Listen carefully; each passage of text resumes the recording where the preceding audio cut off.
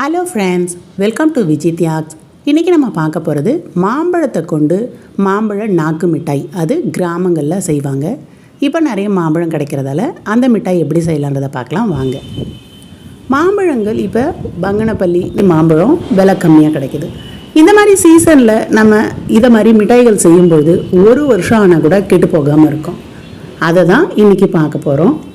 நான் இப்போ 2 பழம் போல் பங்கனப்பள்ளி கட் பண்ணி எடுத்திருக்கேன். தோலை சீவி எடுத்துகிட்டு வெண்ணெய் பதத்துக்கு இதை மாதிரி அரைச்சி எடுத்துக்கோங்க. எந்த அளவுக்கு நைஸாக அரைக்கிறோமோ மிட்டாய் நமக்கு சாப்பிட்றதுக்கு டேஸ்ட்டாக இருக்கும். இந்த பதம் அரைச்சி வச்சுக்கோங்க. இந்த மாம்பழங்கள் இந்த சீசனில் பார்த்திங்கன்னா நமக்கு விலை கம்மியாக கிடைக்கும். அடுத்த சீசன் போக போக விலை பார்த்திங்கன்னா ரொம்ப அதிகமாகிடும்.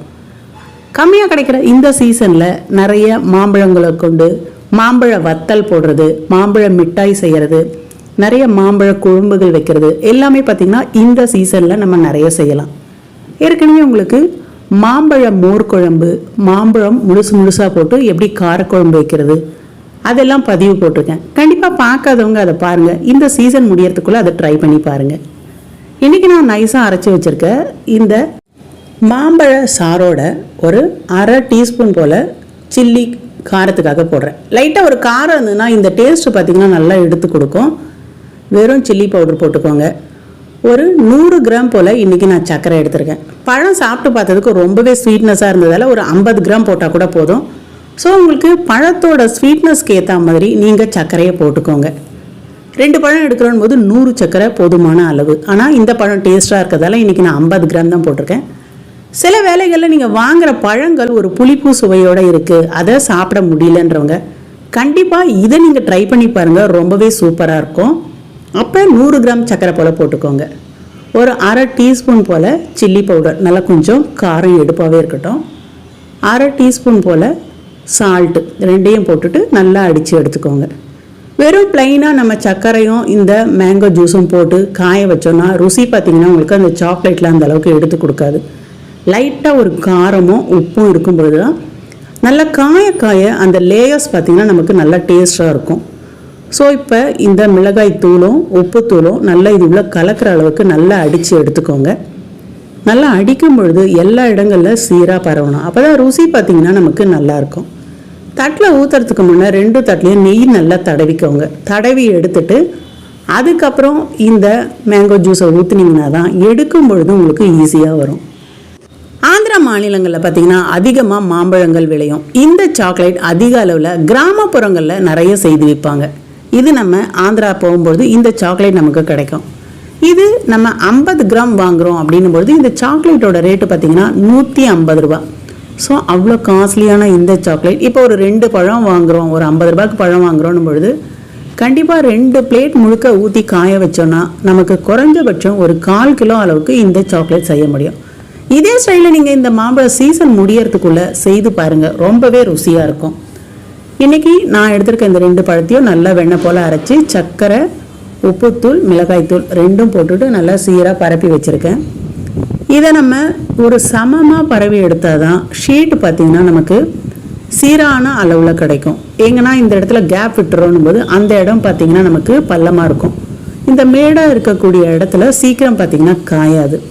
இதை மாதிரி ஒரு சமமாக இருக்க கரண்டி எடுத்து நல்லா நைஸாக தேய்ச்சி விட்டிங்கன்னா ஷீட் நம்ம பிரித்து எடுக்கும் பொழுது எல்லாம் ஈவனாக இருக்கும். அதனால் ஊற்றி முடித்ததுக்கப்புறம் இதை மாதிரி நல்லா தேய்ச்சி எடுத்துக்கோங்க. மாம்பழங்கள் நல்லா ஃப்ரெஷ்ஷாக கிடைக்கிற காலங்களில் நிறைய எடுத்துக்கோங்க. நிறைய நார் சத்துக்கள் கொண்டது. உடம்புல இருக்க கால்சியம், அயன் சத்துக்களை அதிகம் செய்யக்கூடியது. இந்த சம்மர் சீசனுக்கு காலையில் நம்ம ஊற்றி பிளேட் வைக்கும்பொழுது ஒரு 4 மணிக்கெலாம் பார்த்திங்கன்னா ஷீட் ரெடி ஆகிடும். ரொம்ப சீக்கிரமே காஞ்சி போயிடும். இன்றைக்கி நான் ஊற்றி வச்சது பார்த்திங்கன்னா 10 மணிக்கு தான் ஊற்றி வச்சேன். 4 மணிக்கே நல்லா ஷீட் சூப்பராக காஞ்சிருக்கு. ஸோ இப்போ இதை எடுத்து நம்ம ஒரு ஷீட் மாதிரி கட் பண்ணி ரவுண்டாக ரோல் பண்ணியும் வச்சுக்கலாம். இதை முழுசாக அப்படி 4ஆக மடித்து ஒரு டப்பாவில் போட்டு ஃப்ரிட்ஜில் வச்சுட்டாலும் டேஸ்ட்டு பார்த்திங்கன்னா சூப்பராக இருக்கும். இந்த அளவுக்கு நல்லா நைஸாக ஊற்றி காய வச்சுட்டோன்னும்போது சாக்லேட் கடிக்க நல்ல ஒரு ருசியாக இருக்கும்.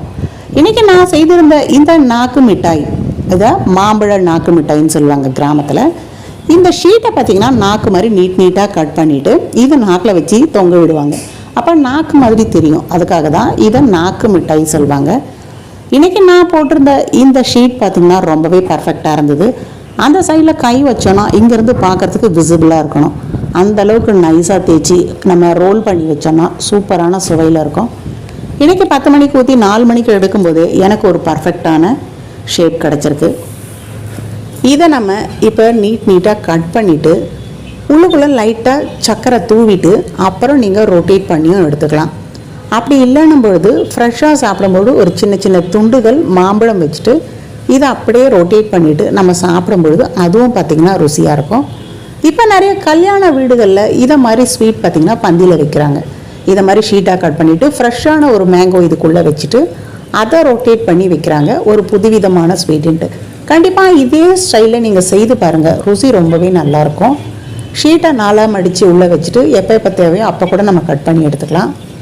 அடுத்தபடி இப்போ குல்ஃபி செய்யும்பொழுது இதே பதத்துக்கு நல்லா அரைச்சிட்டு கார்ன்ஃப்ளவர் மாவு நல்லா ஒரு 2 கிளாஸ் பாலில் திக்காக காய்ச்சிட்டு நம்ம அரைச்சி வச்சுருக்க இந்த மேங்கோ ஜூஸை ரெண்டையும் ஆற வச்சு மிக்ஸ் பண்ணிவிட்டு நல்லா ஒரு குல்ஃபி மோல்டில் ஊற்றி வச்சோன்னா மேங்கோ குல்ஃபி பார்த்திங்கன்னா சூப்பராக இருக்கும்.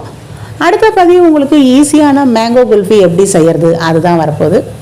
கண்டிப்பாக நீங்கள் அதை பார்க்கணுன்னும் போது விஜய் தியாக் சேனலை சப்ஸ்கிரைப் பண்ணி வச்சுக்கோங்க.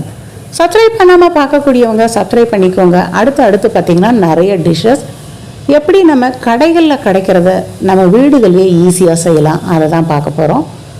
இதை மாதிரி நீங்கள் அப்படியே ஒரு ரோல் பண்ணிகிட்டே வந்தீங்கன்னும் பொழுது சின்ன பாக்ஸில் அப்படியே அரேஞ்ச் பண்ணி நம்ம ஃப்ரிட்ஜுக்குள்ளே வச்சுக்கலாம். நல்லா எந்த அளவுக்கு காஞ்சிருக்கோ அந்த அளவுக்கு பார்த்திங்கன்னா நமக்கு சீக்கிரம் கெட்டு போகாமல் இருக்கும். காய இதோட ருசியும் நமக்கு ரொம்ப அதிகமாக இருக்கும். லைட்டாக ஒரு சால்ட்டும் அடுத்தது சில்லி பவுடரும் போட்டதால் கடிக்கும் பொழுது ஒரு டிஃப்ரெண்ட்டான டேஸ்ட்டு ஒன்று தெரியும். அது கண்டிப்பாக நீங்கள் செய்து சாப்பிட்டு பார்த்தீங்கன்னா தான் தெரியும். இன்றைக்கி நான் செய்தது பார்த்திங்கன்னா ஒரு அட்டகாசமான டேஸ்ட்டில் வந்திருக்கு. எனக்கு ரொம்ப பிடிச்சதுன்னு பார்த்திங்கன்னா அந்த சில்லி பவுடர் லைட்டாக ஒரு காரத்தோடு இருக்கிறது இந்த ஸ்வீட்னஸை இன்னுமே எடுத்து கொடுக்குது. ஸோ இதே ஸ்டைலில் நீங்கள் செய்து பாருங்கள், ரொம்பவே அட்டகாசமாக இருக்கும். உங்கள் வீட்டு குழந்தைகளும் பார்த்திங்கன்னா விரும்பி சாப்பிடுவாங்க. எதனால் நீங்கள் ஸ்வீட் செய்யும்பொழுது கேசரி செய்யும்பொழுது இந்த ஷீட்டை நல்ல ஒரு 4-5 கட் பண்ணி அந்த கேசரியில் போட்டிங்கனாலும் டேஸ்ட்டு பார்த்திங்கன்னா சூப்பராக இருக்கும். ஸோ இதை அப்படியேவும் சாப்பிட்லாம். அப்படி இல்லைன்னும் பொழுது நம்ம செய்யக்கூடிய பாயாசம் அடுத்தது கேசரி இதை மாதிரி பொருட்களுக்கு சின்ன சின்ன பீஸாக கட் பண்ணி போட்டாலும் ருசியாக இருக்கும். பார்க்குறதுக்கு ஒரு நாக்கு மாதிரி இருக்குது பாருங்கள். இதுக்காகவே இதை மாம்பழ நாக்கு மிட்டாயின்னு சொல்லுவாங்க. கண்டிப்பாக இதே மாதிரி நீங்கள் செய்து பாருங்கள். உங்கள் குழந்தைகளுக்கும் செய்து கொடுங்க, அவங்க பார்த்திங்கன்னா விரும்பி சாப்பிடுவாங்க. மாம்பழ நாக்கு மிட்டாய் வீடியோ உங்களுக்கு ரொம்ப பிடிச்சிருக்கணும் போது கண்டிப்பாக சீசன் முடியறதுக்குள்ளே உங்கள் ஃப்ரெண்ட்ஸுக்கெல்லாம் ஷேர் பண்ணுங்கள். மாம்பழம் வாங்கி அவங்களும் இந்த மிட்டாயை ட்ரை பண்ணி பார்க்கட்டும்.